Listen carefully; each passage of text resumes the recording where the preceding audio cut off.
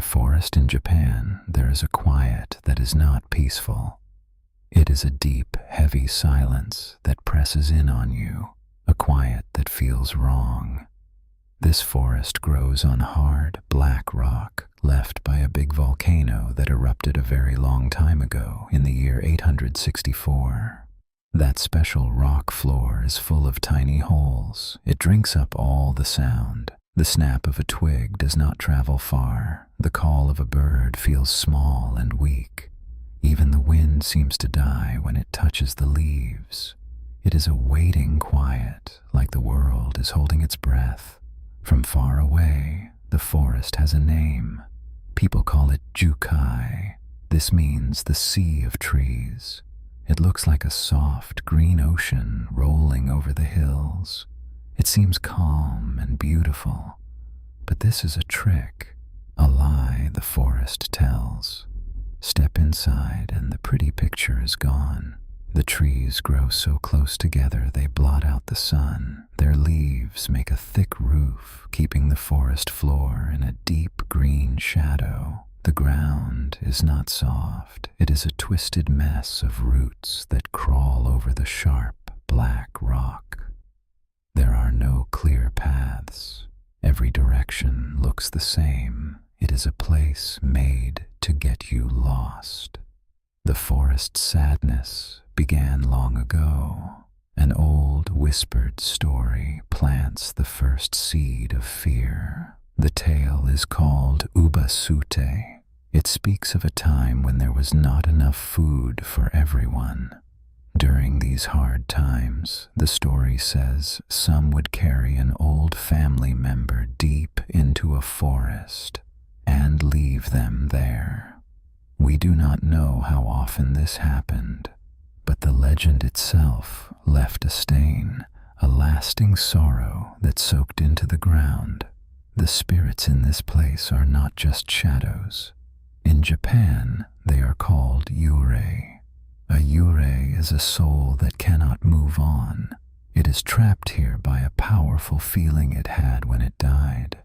They are held to this world by great sadness, or anger, or a need for something they can never have.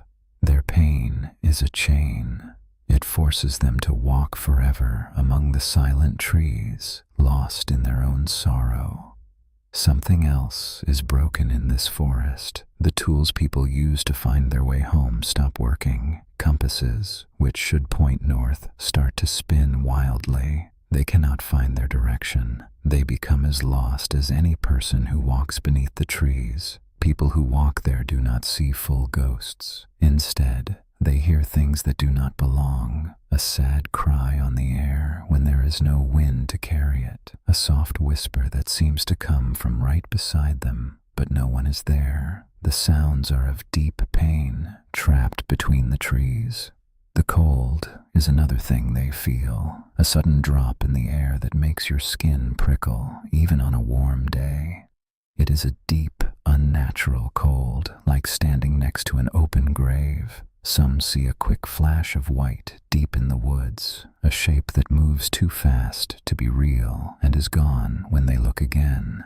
The forest's old sadness found a new story in modern times. In 1961, a writer named Saicho Matsumoto wrote a famous book. It was called Nami no To, or Tower of Waves. The book told a sad story that would change the forest forever. In the story, a woman with a broken heart travels to Aokigahara. She walks into the sea of trees to end her life, lost in its quiet darkness. Because the book was so popular, many people in Japan read about the forest and its connection to deep despair.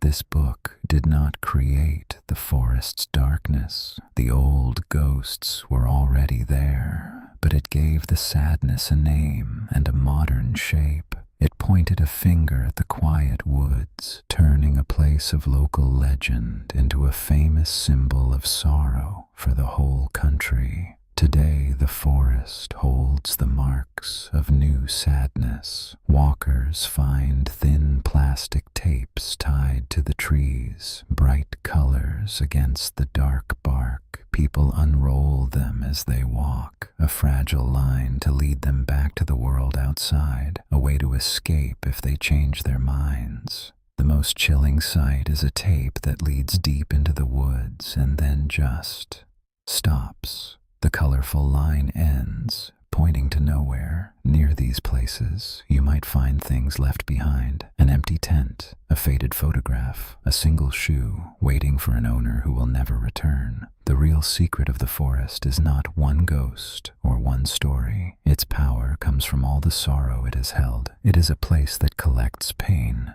Think of it like a sponge, soaking up every sad feeling from the land for hundreds and hundreds of years. The ground itself helps keep the sadness in. The black, hardened lava from the volcano absorbs sound, making the forest unnaturally quiet.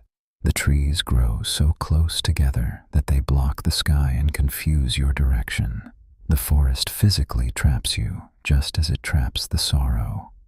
The old grief from Ubasute never left. It mixed with the new despair of modern life. All of it gets held inside the sea of trees. The forest does not forget. It is a living memory of every goodbye, a quiet home for every lost soul. This sorrow is not quiet. It soaks into the ground, into the roots of the trees. It becomes part of the forest itself. The air grows heavy with all the sadness it has held. People who walk there say you can feel it on your skin, a coldness that has nothing to do with the weather. There are people who walk these paths not to get lost, but to find others.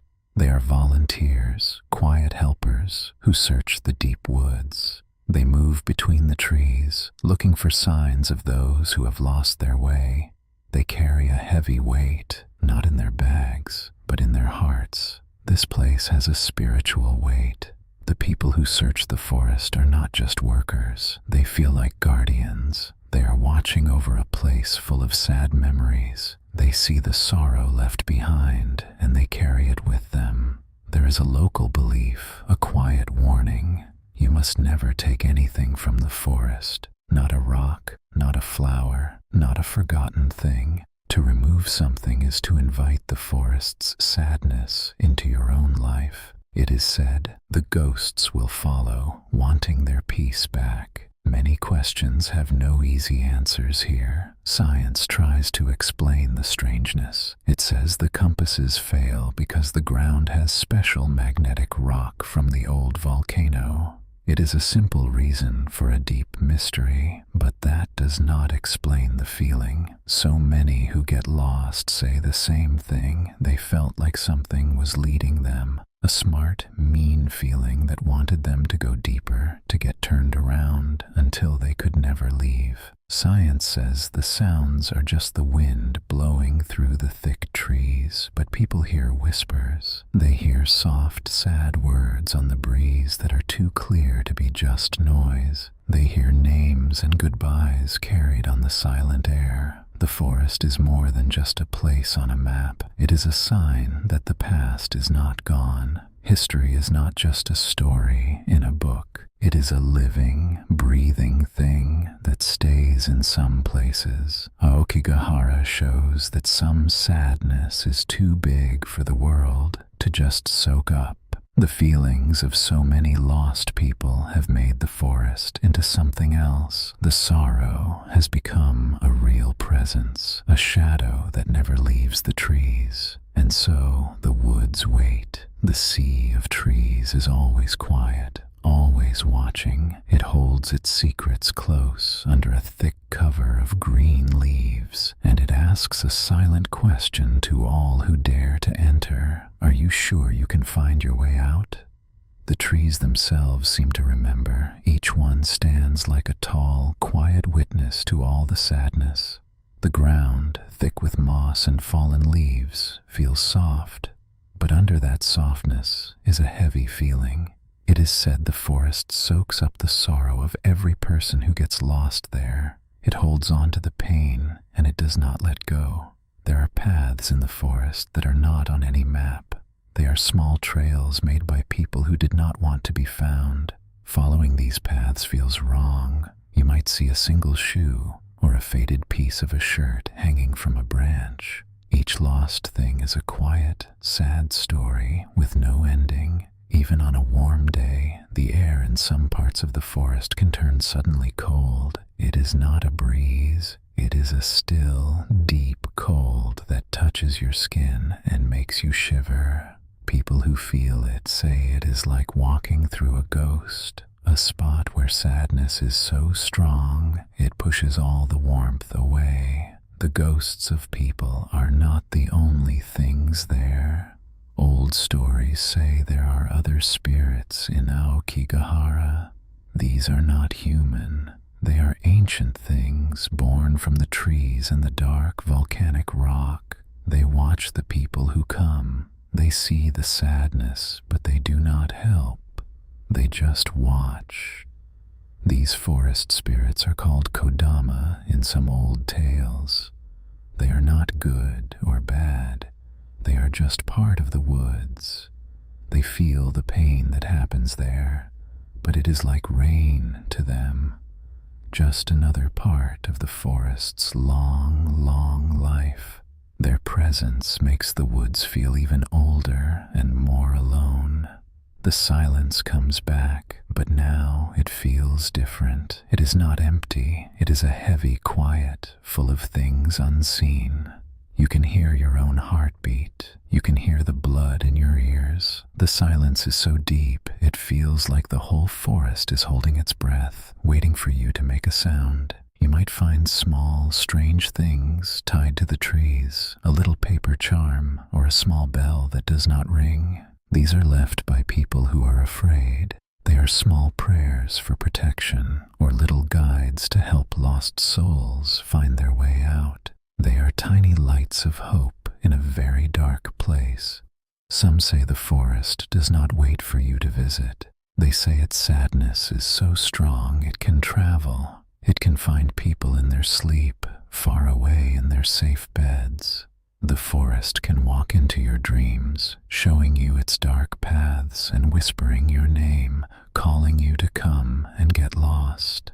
This is not a normal dream. It feels real. The pull of the forest is like a quiet song that only sad hearts can hear. The feeling of being lost among the dark trees can stay with a person all day. It is a spiritual echo, a shadow of the forest reaching out across the world. Deep inside the woods, there is a place people talk about. It is not a real spot you can find on a map. It is a feeling. It is a point where the sadness of the forest finally gets inside you. Once you cross it, you are no longer just a visitor.